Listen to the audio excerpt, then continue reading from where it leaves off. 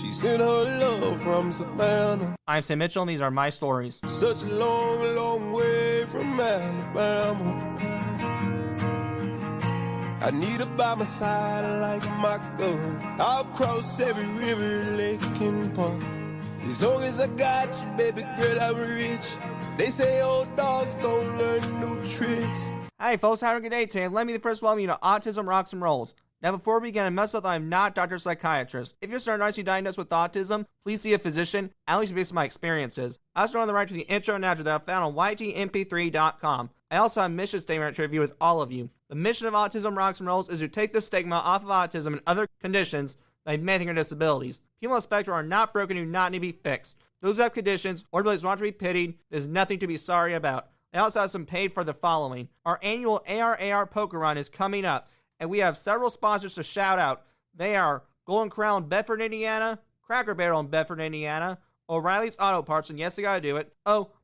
O'Reilly's Auto Parts. Ouch! East Side and West Side Bloomington Starbucks, Walmart Bloomington, Indiana, JC Store, The Trojan Horse, Mother Bear's Pizza, Outback Steakhouse in Bloomington, Indiana, and Buffalo's. We appreciate what you gave us. I have to go into further detail about my amazing friend, Andre Hoffman, the self-worth doctor. In order to help entrepreneurs and businessmen discover their actual selves, confidence in what they are, and understand the full impact they can make, he works with them when they feel stuck, anxious, and self-conscious. In summary, he helps people get their fair share in their jobs, lives, and relationships. He has not only revealed me who I am, but he has also made me feel genuinely afraid in a positive way so I can personally attest to this. And there are some people I like to thank. It's been a long time since I did this, but I was able to get some Cutthroat Kitchen fan mail. This was from the Samurai Chef, Chef Tom Lin. Thanks, buddy, for responding. AR friend Amanda Mama Anna C239 Broken is Beautiful featuring Amanda Mama Anna has a brand new album out titled Glory to God. Make sure to go listen to it. There is a connection I need to bring up, and that is fellow person with autism, Tracy Neal. Even as a 5-year-old, she wanted to write. It was an outlet for her low self-esteem. Be sure to review her information. ARAR also held their monthly board meeting. Through this meeting, we might be shifting publishers for our children's book. And since the last episode, I went on the Health Revolution TV show with fellow autism mom, Adriana Morrison. What a great show to be on. Now, folks, we'll be right back. We're hearing an ad from the bar on Maryland Ridge, our old friends. So let's get to it. There is a hidden gem in eastern Greene County, folks. Fowler's Pumpkin Patch and the barn on Maryland Ridge Wedding Barn. Autism Rocks and Rolls is very proud to tell you about our friends Perry and Renee Fowler and their place of business. Both Fowler Pumpkin Patch and the barn on Maryland Ridge is a relaxing drive approximately 15 minutes from the heart of Bloomington, Indiana, and an hour south of Indianapolis. You can find them at 5347 South Greene County Line Road, Bloomington, Indiana, 47403. The property has numerous picture locations, including several rolling fields, antique tractors, red and rustic barns, trees, and much more. Customized wedding packages are offered on their website. The surrounding area also provides several hotels in which to have your guests stay for your destination wedding. Also, Fowler's Pumpkin Patch is a family-owned and operated seasonal pumpkin patch. It's the perfect place to take your family for some fall fun. Enjoy picking out pumpkins, hay rides, a corn maze, and a petting zoo. Call the Fowlers today at 812-327-4895 or 812-325-6022.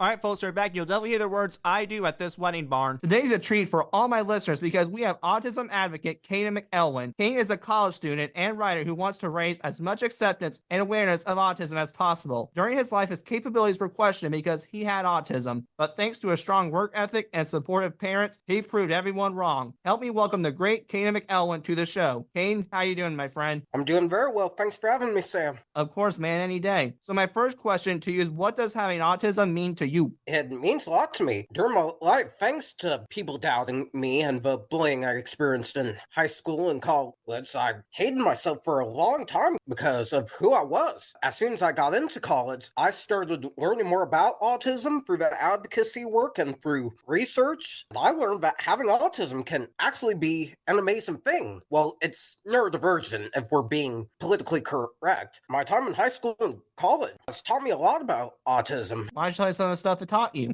It taught me, particularly this year, to be grateful where I'm at right now. I consider myself lucky. I'm more higher functioning than a lot of people on the autism spectrum. There are some out there who can't walk, can't talk, and unfortunately have to be taken care of for the rest of their lives. It taught me to not be ashamed of who I am as much as I was in high school and middle school. It also breaks my heart to see those who are on the lower side of us have to be taken care of, and no one gives them an opportunity. What were your initial thoughts when you learned you had autism? I was diagnosed when I was 2 years old. I, of course, didn't know for a while, but as soon as I learned about it when I think I was 10 years old when I was told that I was on the autism spectrum. And like I said, I was dealing with some self-esteem issues, trying to find a cure, which there is none. So based on having autism, how would you say a brain with autism operates? I'd say it's like a supercomputer. That's what my dad told me, because I can memorize a lot of different stuff,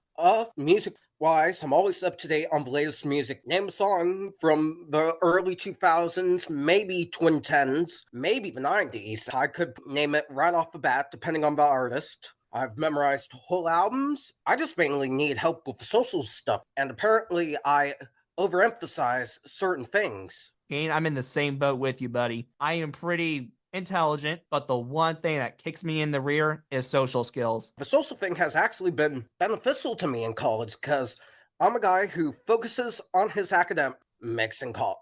I think you shouldn't waste your hard-earned tuition money on going out and making it a party thing. I'm always in my dorm room studying. It will be no different this upcoming semester in August when that starts. I'll be 100% focused on my academics. But the problem is, I've tried making friends, but a lot of them are deep into getting drunk and doing drugs, and I find that absurd. For me, I needed the social life. I tried doing it without socially.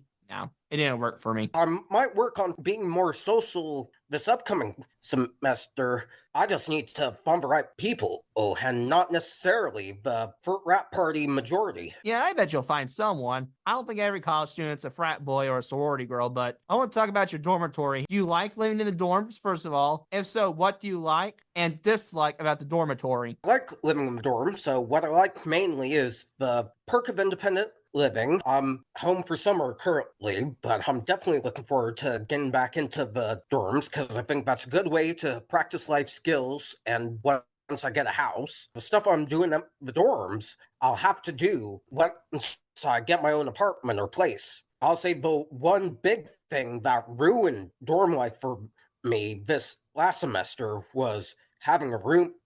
Particularly, there was this one guy who vaped in the dorms all the time and smoked weed with his friends in there. I tried getting my RA and my RD to help me out and talk to him, but they did nothing. They thought, okay, we're still getting free room and board or during this position, and we still get paid. Therefore, we're not going to do weed. Sorry, you should talk it out. And I was like, oh, are you kidding?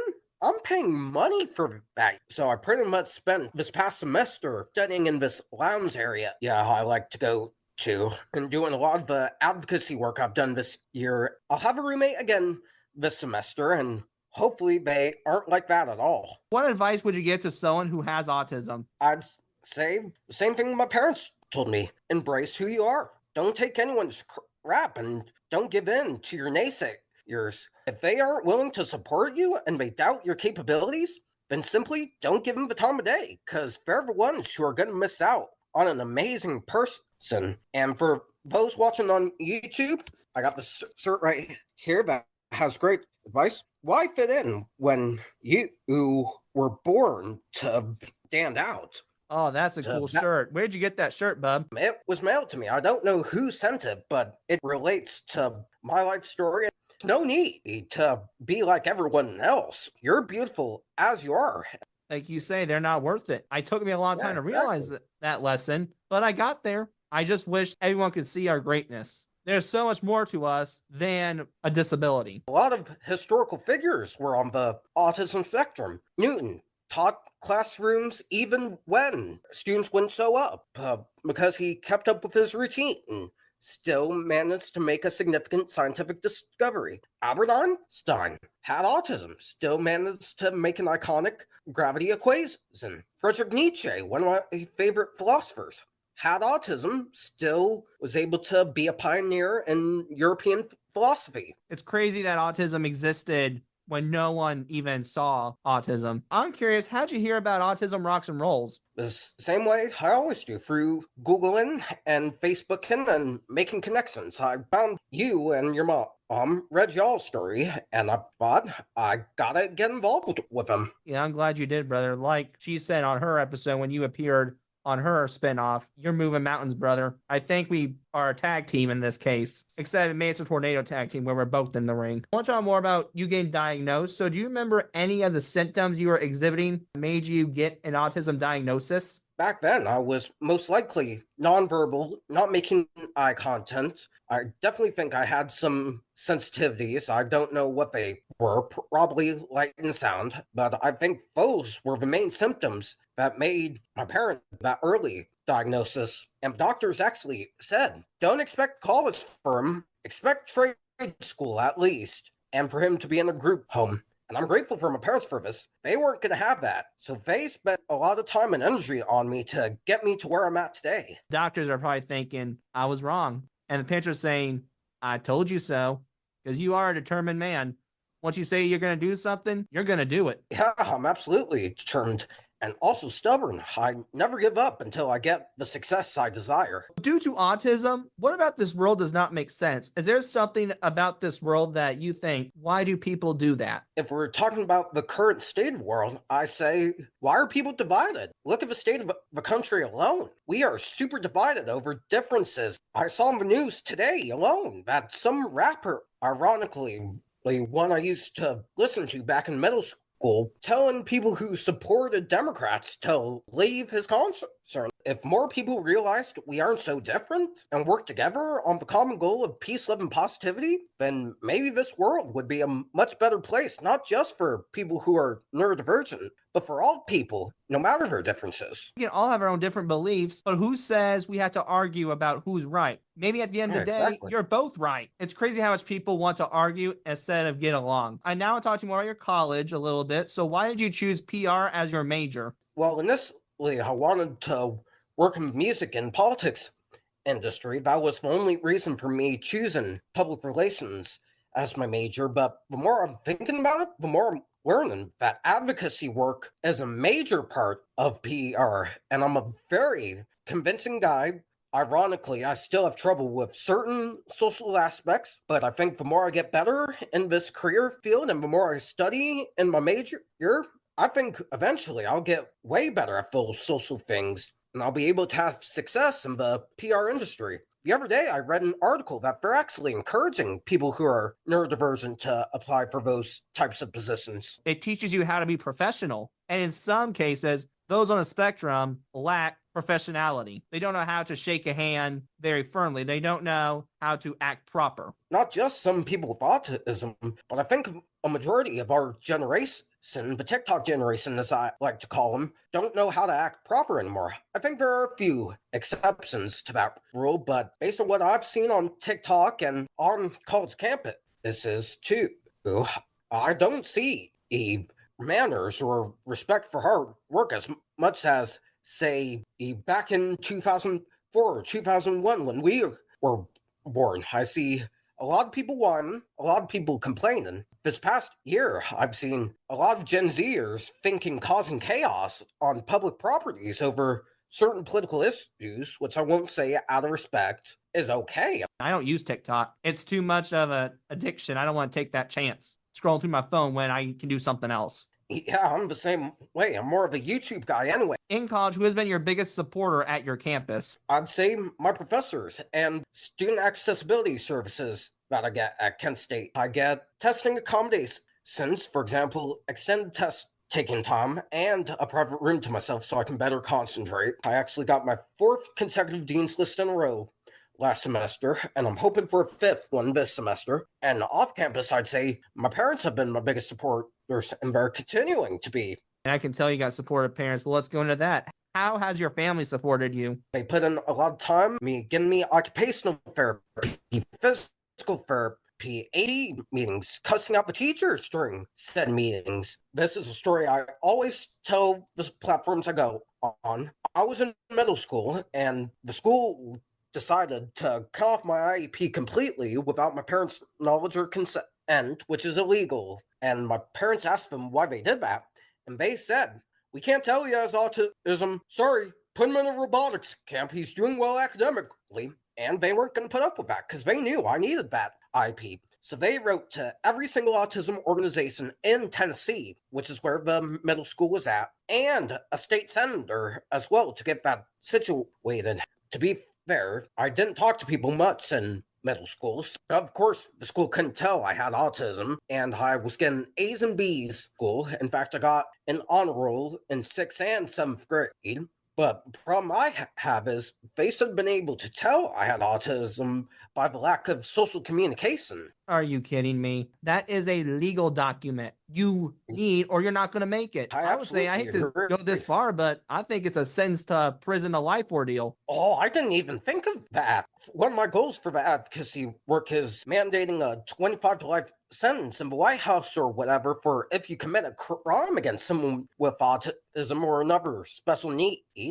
What can I say? I'm a little bit of a defender when it comes to those with special needs. So I want to talk to you about your writing. So what type of genre do you like to write? I write a lot of sports stuff for the site called the Sports Column. I started when I was 14 years old. Between now and when I first started, in 2019 to be exact, I've had over 400 articles published on that site alone. And I've done several interviews with athletes and boxers. Joe Frazier Jr., Joe Frazier's son. I got to talk to him when I was first starting out during the COVID pandemic. James Hagler and James Hagler Jr., Marvin Hagler's son and grandson, they were awesome to talk to. Ross Turbo Levine. In this year, I got to talk with Kadin McElwain, who was the first Black woman to get an athletic scholarship to Indiana State University. And one thing I'm really proud of from this year is I got to talk with the first Black female bobsledder on the U.S. Olympic team, Krista Ford. How did the sports column hear about you? I wrote an article about my cross-country team when I was first starting out at 14, 15 years old. And I asked them, can I become an intern for you guys? They said no, but submit articles and we'll be happy to review them. I did just that. And as they say, the rest is history. And recently this year, I've branched out into advocacy pieces for the site called The Art of Autism. I have 3 articles published on there with more to come soon. There's one article I found I want to get more into, and that is with Sterling Tabone. Your title is, Without Advocacy, There Are No Sports. Is the title true? If so, why? I'd say it's definitely true, because a big part of the sports world is advocating for your players or coaches and your sport for that matter. Without that, we wouldn't have sports be as inclusive as it is today. I think with the division in sports nowadays over certain political things on the field and off the field, I think that's more relevant now than ever. Speaking of advocacy, let's talk about your advocacy work. What do you do every day to advocate for autism? I go on platforms like this, look for a lot of different people to partner up with to raise awareness and tell my story. This year alone, I've appeared on over 50 different platforms with more to come. I plan fundraisers for the autism community, and this year for my birthday, I'm planning the second annual fundraiser for the Autism Society of America. That's next week. My actual birthday is on Tuesday, but I'm trying to find a date to host that because Tuesday's not usually a good day for those types of things for certain businesses. My advocacy work, I will say, started with a class project where we had to think of a way to help the community, and it's amazing to see how that class project led to all these different opportunities for me. Why don't you tell us some of those opportunities that led you to? I got an article in Autism Digest that I interviewed for. That's coming out in their back to school issue. They did a piece on me called From Diagnosis to Dean's List. That comes out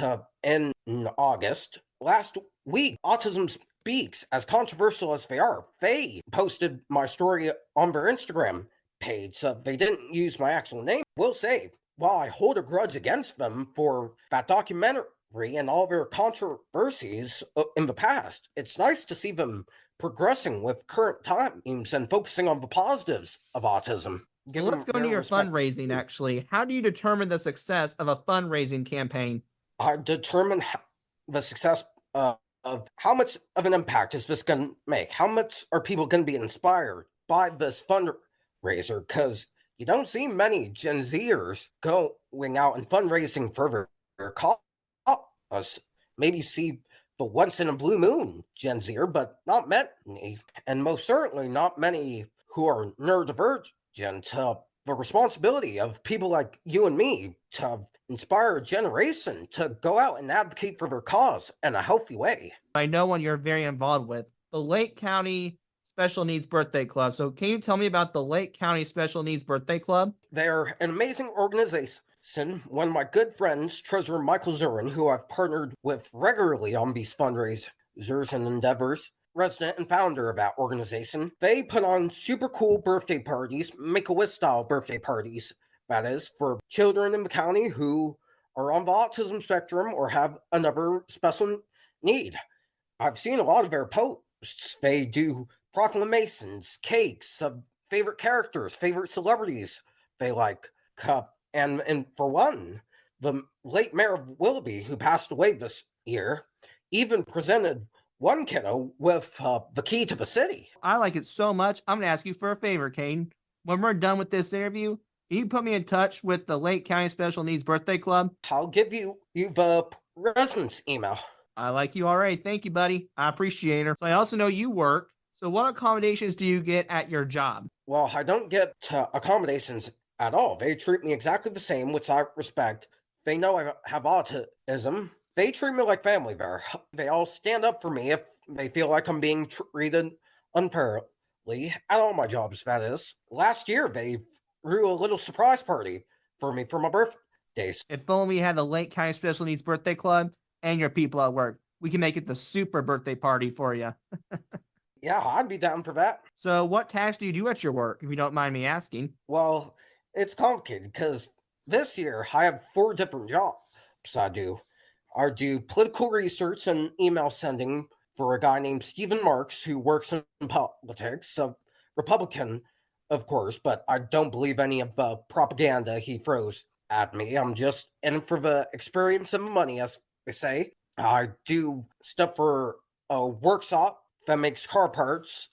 There's a guy there named Dieter Billen who runs the business from his home. I make car parts for him and do landscaping work. I'm going to be working there tomorrow, actually, at the time of this recording, to help out with some 4th of July stuff, potentially. Just today, I went to help someone with some purebred Newfoundland puppies. So I brush them and take them for walks. I do that every Wednesday. And last but not least, I work at DQ and I do the prep work there, like running buns, getting the dining room ready. That's pretty impressive, man. I could never get a dining room ready. I misplaced the silverware everywhere. You also believe rules need to be followed, and I agree, but I have my own reasons why I believe rules need to be followed. Why do you believe rules need to be followed? Because it's the right thing to do, and it results in civility. I think it because it's the pillars of society. That's what makes structure, and it gives us a routine to function on. So you also did get bullied. So what advice would you give to others who are in the same boat as us, who were bullied for being different than our peers? Learn how to stand up for yourself. How can people stand up for themselves? They can say, hey, don't do that. Or if someone's trying to gaslight them, say, hey, I told you no. End of discussion. I can't drag this on. In fact, last week I had someone try to gaslight me, and I learned how to stand up for myself properly in those types of situations. Or the safest idea, what I do, if you're an adult, go tell an adult. Now, I know if you're elementary, you're tattling, but I'd rather be a tattler than having a bruise on my leg, because, hey, I can walk the next day. Now, folks, we'll be right back right here from our brand new ad, Symmetra Biopharma Solutions. So let's get to it. Autism Rocks and Rolls is proud to welcome its newest sponsor, Symmetra Biopharma Solutions. Pharmaceutical and biotechnology businesses can count on Symmetra Biopharma Solutions to assist them in reaching their commercialization goals. With an emphasis on clean injectables, they offer delivery systems, scientific know-how, and specialized support services required to address the particular difficulties involved in creating parenteral goods. Experience matters, and they are ideally situated to assist you in navigating your molecule's successful route because of our years with relevant knowledge. Make sure to contact them on their website, biopharmasolutions.baxter.com, for any questions you may have. All right, folks, and we're back. And don't worry, there's always a solution at Symmetra Biopharma. So, Kane, I want to talk to you more about this lack of kindness. So, can you reiterate to me where you believe the lack of kindness starts? Depends on the situation. If there's a child bullying someone for who they are, I'd say it starts at the home. If the parents are mean and believe in certain ideologies, then most likely than not, child's going to go out and worship those exact peoples and reiterate those ideologies and negativities onto other people who they feel are below them. Now, if there's an adult involved, then that's just their choice. And you can blame certain influences around them and certain role models. We wouldn't have to feel as if a riot might start because Britney Spears chopped her hair off. So I want to talk about the Ohio state a little more. Would you say the state of Ohio is an accepting state for autism? Yeah, absolutely. I'd say Ohio and New York, which is where I was born, Kingston, New York to be exact, they're some of the most accepting states for those who are neurodivergent and have autism that I've lived in my 19, about to be 20 as of next week. The least acceptance states I've lived in, I would say, would have to be Arizona and Tennessee. Tennessee, I would say, because of that the IEP incident I told you about earlier before the commercial break, and Arizona because of the schooling system. Funny story, actually, when I was in 6th grade, I lived in Arizona for a year, which was a beautiful state. I was having a hard time in math, as I've had all my life. Math is my one kryptonite, ironically. Same here, buddy, but continue. My question is, when did they put letters and numbers together? 2x plus 2y equals 2z? Really? Yeah. X and Y and Z are English. 2 is math. Back to the story. I was having a hard time in math. I was at a high C, about to be a low C, and I asked my teacher, hey, can you raise my grade for me? C said no, but when I got the report card of how I was doing, it said 82. Initially, it was 71, and my parents saw it, and they thought, they raised your grade because you asked them, didn't they, Kadin? And I was shocked. Ew, I didn't think they would. So that was part of the reason why, after living in Arizona for a year, we moved to Tennessee for 5, and now we reside in Ohio. Well, I'm going to tell you this. I think Ohio is a great state. I've been there several times. And based on your stories, it sounds like it's the most accepting for autism, but it's not. I actually looked it up. Believe it or not, Denver, Colorado has been labeled as the most accepting state for autism. Wow. Where does Ohio rank on that list? I didn't look at the list. All I saw was most accepting state for autism, Denver, Colorado. It was a something I learned for the day ordeal. This is something I've learned for the day ordeal for me as well. So I want to talk to you about your COVID-19. So according to you, you stated COVID-19 changed your routine. What were some of these specific changes COVID-19 made in your routine? I would say going into in-person school and transitioning into an online setting. I had a hard time adjusting to that initially, as a lot of people with autism do when their routines are thrown off in any which way, shape, form, or fashion. I think everyone had a hard time adjusting to the new norm, if you will. But the more I got into online school, the more I learned I could better concentrate. It was online, and thanks to COVID, I was able to graduate early in 2022 on Valentine's Day. It'd be very ironic if the same day you graduated, you got a girlfriend. That would be funny. Unfortunately, I'm still working on the girlfriend-boyfriend department, but we're getting there. Right. And if it helps you, Kane, and for the listeners too, C104, making friends again, that girl. And we talked about table manners earlier. If you want to check out information for that concept, go see 237, May I Be Excused. Have you seen Love on the Spectrum? They do a lot of help with that stigma. I've heard of the name. I'll have to watch that series more to see what you mean. I need to see it myself too. So you also told me about this transition from a special needs school to a public school. What was the transition like? I transitioned when I was 6 years old, based on what I can remember. I'm sure I had a hard time adjusting because there was a routine there. Do you remember the time you saw, why are people now being mean to me? I was popular, but now I'm not. Throughout middle school, I've gotten into a couple of scuffles. One particular incident that's pretty funny was when I was on the bus with someone, One, they were bringing in a bunch of moon pies. This was back in Tennessee as well. Keep in mind, they were crazy about their moon pies, and you weren't allowed to have food on the bus. So I told the student, hey, you might want to put that back or I'll have to tell on you. And he was like, what are you, the moon pie police? And whacked me on the wrist. And another time, I called the school on someone for stepping on a spider on the bus and got called Spider Lives Matter, mean and ignorant of me, but they said no. I was on the autism spectrum because of my characteristics and me overemphasizing certain things. Right. I overemphasize certain things too. My deal is when I overemphasize, my voice gets higher. So I get excited. I talk like this. Knock it off. Oh, yeah.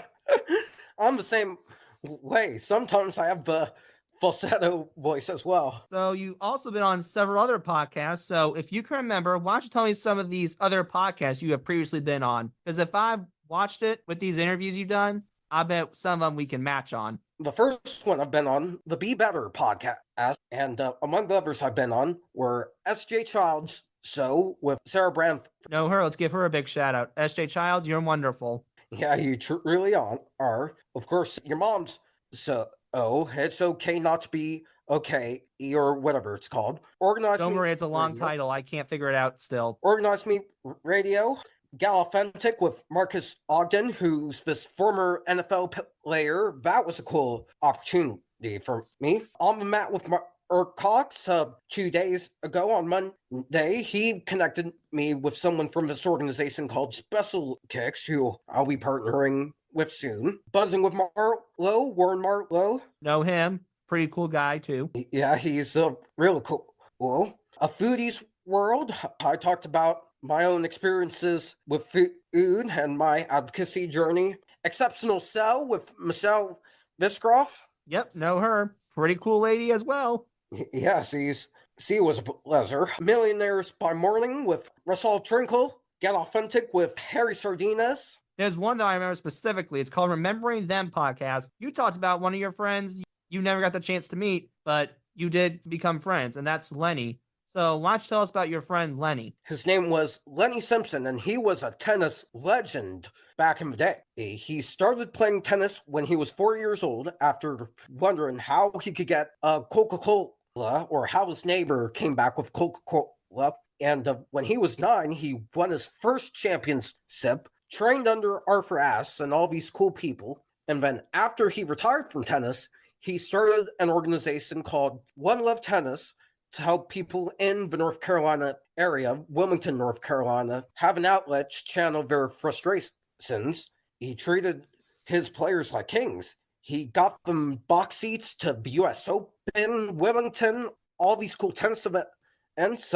And he would say, give these kids the same treatment you couldn't give Arthur Ashe or all these tennis legends. Because he started his career back in the day where people who were black didn't get fair or equal treatment as much as they do now. I connected with him in 2023, a few months before he passed, while I was looking for people to interview for the sports column. I read a story, sent him an email, he responded back, and we arranged a time to call each other for an interview. I got to talk to him on the phone a couple of times. He was a very nice guy. Unfortunately, in February of this year, he passed away at 71. It was a private health thing, and I talked to his wife, and she said he admired what I was doing, and he really was looking forward to talking with me. And that's when I knew I made it in the sports world. You did make it. You made it since day one, man. And I think at 71 years old, that's a pretty good life to live. So we're going to wrap her up here, Kane. These are just for fun. So what is your paradise meal or favorite food, and why is it your favorite? I would have to say anchovies. I don't know why, but I had anchovy pizza when I was 9 years old for the first time. I've never went back then. So what's been your favorite vacation I've ever taken, and why did you enjoy that vacation very much? I would say Las Vegas when I was 11 years old. They had this buffet there called the Rio Buffet, and I remember I got this pancake with about 4 to 5 different animals and meats on it. I was in the airport on the last day. I just had 7 creme brulees, pretty much all of them they had at this buffet, me and my family went to before we went to the airport, and I hunched over on the trash can and puked it all up. And most people get drunk and puke when they go to Vegas. In my case, I ate a bunch of food and puked after going to Vegas. First of all, that's what you call an all-you-can-eat pancakes deluxe. 2, did you meet any Elvis impersonators? I think of one Elvis impersonator on the street. I have no idea, though. What's been your favorite movie or TV show, and why do you like it? Well, I don't watch movies as much as I used to. I'm more of a YouTube guy, but I will say one of my favorite people to watch has been this animator called Me Canyon. He's super funny. He does a lot of commentary stuff on a second channel. He pretty much has my sense of humor. And his style of animating is so distinct. He's able to take a show or a YouTuber or whoever he wants and make it into this unique horror animation. My favorite genre, I will say, a movie has to be the horror genre, and a lot of the Winnie the Pooh public domain horror stuff that they've been doing recently. Yeah, I'm not a big fan of horror movies. I jump too easy. I'm surprised my head hasn't gone through the ceiling when I jump, to be honest with you. Are there any good memories that you want to tell our viewers about? If you do, why do you remember that memory the most? So before you answer, I want you to end with something like sentimental, made you feel good inside. You forgot the world was a cruel place. A funny memory that made you fall on the floor laughing. And I'd say a sentimental memory, more recent, was getting this bad boy right here. I had a voter registration drive I did a couple weeks ago. Hi. Did a voter registration drive with Treasurer Michael Zurin, who I told you about earlier, and Lake County Commissioner John Plesnick, another really good friend of mine who I've partnered with a couple of times. He presented me with this at the event, a proclamation, and told me the people of this county are grateful for your work. Keep on doing what you're doing. And I'll say you another proud accomplishment. This past April, I got this from Portage County, a proclamation for Autism Awareness Day. I was the first autistic individual who was actually diagnosed to receive this bad boy here. Historically, they gave a proclamation to medical professionals who studied autism, but this was the first year they actually gave it to someone who is on the autism spectrum. Well, look at you go. Rocking the road, man. You're doing great. I'm proud of you. Yeah, thank you. I'll say those accomplishments aren't what gets me out of bed in the morning. I'm just a guy who believes in this cause, but it's really nice to receive those validations. Okay, I think that's a great way to end this podcast, but do you have any more closing remarks, buddy? I'd say keep spreading positivity. Well, all right, then I'll keep doing that myself. We'll work on it together. Have a great one, everyone, including you, Kadin.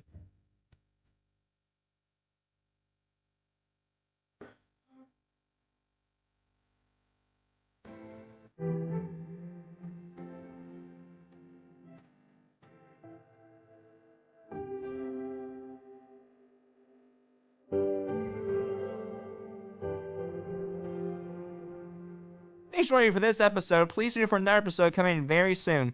I hope you enjoyed listening to me ramble. Thank you very much.